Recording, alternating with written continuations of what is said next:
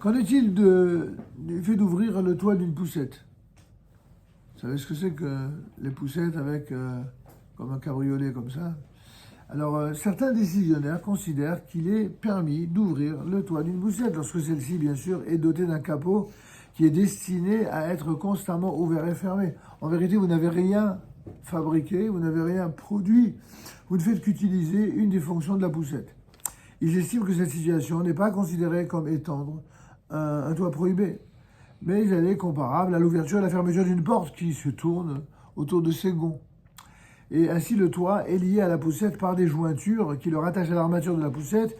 Il sera donc, d'après ces poskim, permis d'ouvrir le toit pendant Shabbat, ainsi que de le couvrir d'un drap ou même d'un lange afin de protéger les nourrissons du soleil. Néanmoins, d'autres décisionnaires se montrent un peu plus rigoureux et préconisent de déployer le fameux toit avant Shabbat. Et pas d'attendre Shabbat pour faire ça, sur une dimension au moins de 8 cm, qui est la mesure minimum pour l'histoire de la tente, afin de pouvoir continuer à étendre ou le fermer pendant Shabbat. Donc de le faire avant Shabbat et ne pas attendre Shabbat pour le faire. Vous savez, il y a beaucoup de choses qu'on recommande de faire avant Shabbat pour ne pas rentrer dans un doute par rapport au doute qu'émettent justement certains décisionnaires qui sont plus rigoureux. Et comme je l'ai dit tout à l'heure, quand on veut respecter le Shabbat à fond, eh bien on essaye de tenir compte du plus grand nombre d'avis. Et que quand on n'a vraiment pas le choix, alors en cas de réelle nécessité, on peut être sommaire, c'est-à-dire s'appuyer sur des avis un peu plus licencieux. Il est permis d'ouvrir une porte dépliante de type accordéon. Ça, il y en a beaucoup dans les trucs d'étudiants, vous savez, ou dans les Airbnb, ou je sais pas comment ils appellent ça, vous savez, ces trucs, ces maisons que l'on, plus ou moins comme ça, qu'on loue à des conditions un peu plus intéressantes.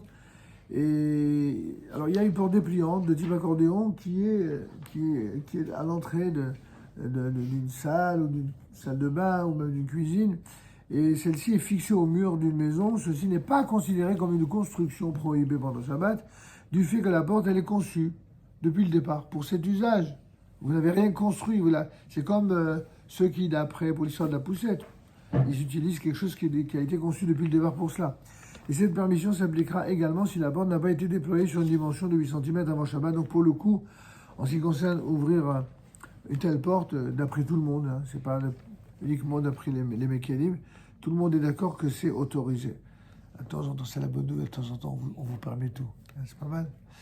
C'est vraiment le cas dans ce genre d'ouvrage où on apprend les travaux interdits. Alors des choses plus pratiques auxquelles vous allez être confrontés régulièrement. Le fait de replacer un tiroir dans une commode. Est-ce qu'on a le droit de replacer un tiroir dans une commode quand il était bloqué et vous l'avez enlevé? Est-ce qu'on a le droit de le remettre pendant Shabbat?